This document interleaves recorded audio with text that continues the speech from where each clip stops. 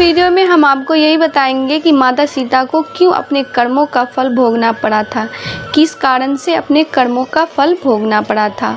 माता सीता को वनवास क्यों मिला। माता सीता के वनवास जाने के पीछे लोग अलग अलग कारण बताते हैं, लेकिन अगर माता पिता को दुख मिला तो इसका कारण क्या था, आज हम इस वीडियो में आपको बताएंगे। तो वीडियो को अंत तक ज़रूर देखें। क्या माता सीता को प्रभु श्री राम ने वनवास जाने के लिए कहा था? क्या उन्होंने छोड़ा था या फिर यह किसी श्राप के कारण हुआ था? मित्रों, लोग यह बात तो जानते ही हैं कि माता सीता को वनवास क्यों हुआ था, लेकिन यह बात बहुत कम लोग जानते हैं कि माता सीता को वनवास क्यों मिला था। दोस्तों, कर्मों का दंड तो हर किसी को भुगतना ही पड़ता है, यह तो आपने सुना ही होगा, लेकिन बहुत से लोग इसे सुनकर से भी बातें समझते नहीं हैं। ये तो सिर्फ बातें हैं जो लोग द्वारा की जाती है, लेकिन ऐसा नहीं है। कर्मों का दंड भुगतना पड़ता है। आज आपको यह बात क्लियर हो जाएगी जब आप इस वीडियो को पूरा अंत तक देखेंगे। गलत कभी ना करें, किसी के भी साथ गलत कर्म करने से बचें, क्योंकि इसकी सज़ा कभी भी मिल सकती है। तो चलिए जानते हैं क्या था वो कारण जिसकी वजह से माता सीता को गर्भ अवस्था की हालत में वनवास के दुख उठाने पड़े थे। माता सीता साक्षात लक्ष्मी जी की अवतार थी। माता सीता का जन्म मिथिला में हुआ था। वह मिथिला देश का राजा जनक की पुत्री थी। जब माता सीता छोटी थी तब एक बार वह अपने बगीचे में खेल रही थी। उनके बगीचे में तरह तरह के फूल, तरह तरह के पौधे, तरह तरह के वृक्ष थे। एक वृक्ष पर एक मैना और तोता का जोड़ा रहता था। माता सीता को वो मैना बहुत ही अच्छी लगी। माता सीता इसके साथ खेलने लगी और उसे अपने महल में लेकर आ गई। महल में आने के बाद उन्होंने उस मैना को एक पिंजरे में रखवा दिया, जिसमें नौ माता सीता से कहा, देखो मैं गर्भवती हूँ और गर्भ अवस्था की हालात में मुझे अपने पति के पास रहने दो, मुझे और कहीं नहीं जाना। इस हालत में मैं अपने पति के साथ रहना चाहती हूँ। लेकिन माता सीता ने उसकी एक नहीं सुनी। उन्होंने उसे पिंजरे में ही रखा। कुछ समय बाद तड़प तड़प कर मैना की जान चली गई। जब ये बात तोते को पता चली तो उसने माता सीता को श्राप दिया कि जिस तरह से तुमने मेरी मैना का जान लिया है, जिस तरह से तुम्हारे कारण वो गर्भ अवस्था की स्थिति में मुझसे दूर रहे और तड़प तड़प के अपने प्राण त्याग दिए, उसी तरह तुम्हें भी गर्भ अवस्था के दौरान अपने पति से दूर रहना पड़ेगा और कष्ट सहना पड़ेगा। दोस्तों, यहाँ पर मैं आपसे ये कहना चाहती हूँ कि कर्म का दंड ऐसा ही है जिसे कोई नहीं बच सकता। अगर भगवान ने भी कोई ऐसा कर्म किए जो अनुचित था तो उसका दंड उनको भी भुगतना पड़ता है। तो हम इंसान क्या चीज़ है, इसलिए किसी भी गलत कर्म को करने से पहले 1000 बार सोचिए कि उस काम को करने से किसी का नुकसान तो नहीं हो रहा है। भले ही किसी कर्म को करने से आपसे बहुत फ़ायदा हो रहा हो, लेकिन अगर उसी काम से किसी और को नुकसान हो रहा हो तो वह काम आप ना करें, क्योंकि यही विधि का विधान है। जो जैसा करता है वो वैसा भरता है। यह बात अलग है कि देर लग सकती है, लेकिन आप अपने द्वारा किए गए कर्म से बच नहीं सकते।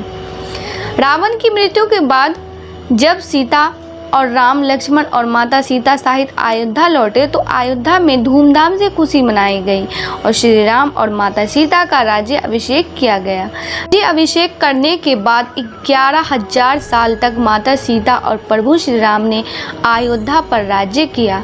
अयोध्या जैसी सुखी प्रजा पूरी दुनिया में नहीं थी और ना ही आज तक हुई। प्रभु श्री राम उनका लालन पालन अपने बच्चों की तरह करते थे। श्री राम कभी नहीं चाहते थे कि उनकी प्रजा के मत के विरुद्ध कोई कार्य है। अपने हर फैसले में अपनी प्रजा का साथ चाहते थे। ऐसा कोई फैसला नहीं करते थे जिससे उनकी प्रजा ना खुश हो।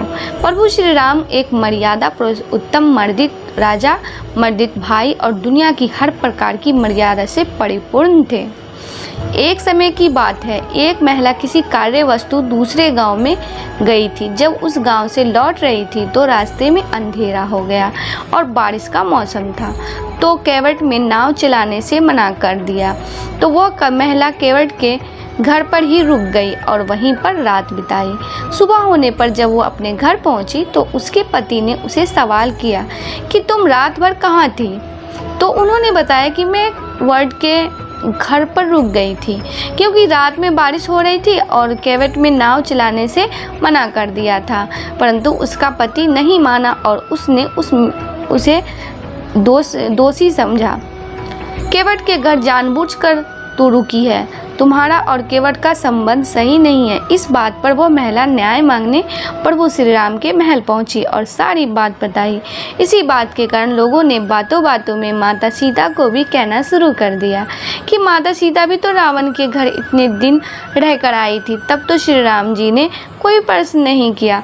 तू जहाँ का राजा ही इस बारे में कोई प्रश्न नहीं करता तो वहाँ की प्रजा की महिलाएं भी इसी की आड़ में गलत कार्य कर रही है।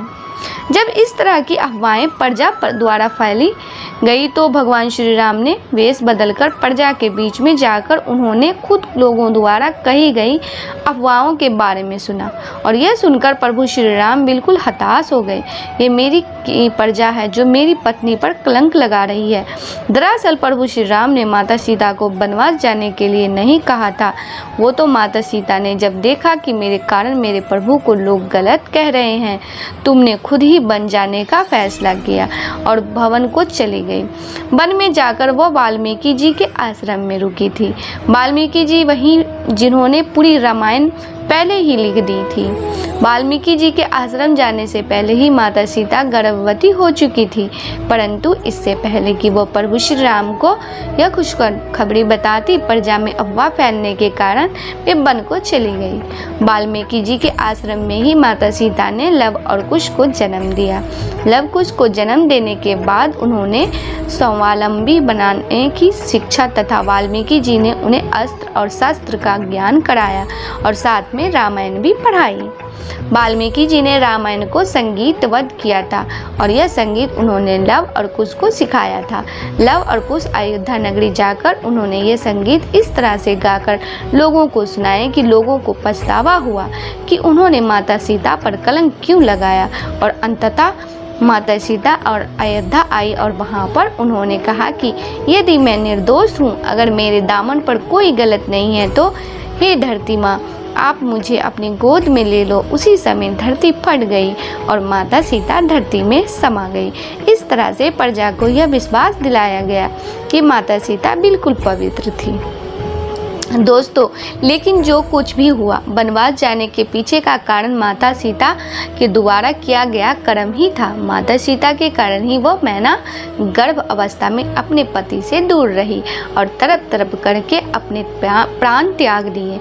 इसी कर्म का दंड माता सीता को मिला। वो भी जब गर्भवती हुई तो उन्होंने अपने पति से दूर वन में रहना पड़ा और वन के दुख को भोगना पड़ा। मित्रों, जो भी पुराण है, चाहे वो रामायण हो या फिर श्रीमद् भगवत गीता कथा हो, यह हमें जीवन जीने का सार बताते हैं। ये हमें बता दे कि हमें जीवन कैसे जीना चाहिए, किस तरह के कर्म हमें करनी चाहिए और किस तरह के नहीं करनी चाहिए। ये पुरानी हमें बताते हैं कि गलत कर्म करने की सज़ा गलत ही होती है, इसलिए आपको कभी भी गलत कर्म नहीं करना चाहिए। आप वही करें जो दूसरे के लिए भी भला हो और आपके लिए भी ऐसा कर्म कभी नहीं करना चाहिए जिससे किसी और व्यक्ति को नुकसान है। तो दोस्तों, उम्मीद करती हूँ कि हमारे द्वारा ये वीडियो आपको बहुत पसंद आ रही होंगी। अगर पसंद आ रहा हो तो आप अपने दोस्तों के साथ शेयर ज़रूर कीजिएगा, क्योंकि इसी तरीके की और भी वीडियो हम बनाते हैं।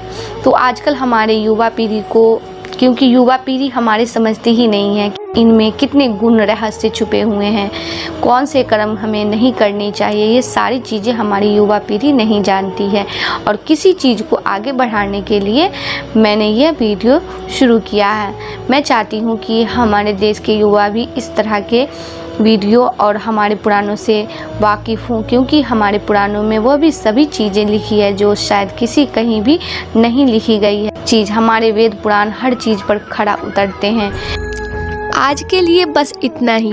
दोस्तों, आपको ये वीडियो पसंद आया है तो लाइक करिएगा, दोस्तों को शेयर ज़रूर करिएगा, चैनल को सब्सक्राइब करके बेल आइकन को ज़रूर दबाइएगा ताकि आने वाला वीडियो आपको सबसे पहले मिले। दोस्तों मिलते हैं अगले वीडियो में, तब तक के लिए good bye and thanks for watching my video.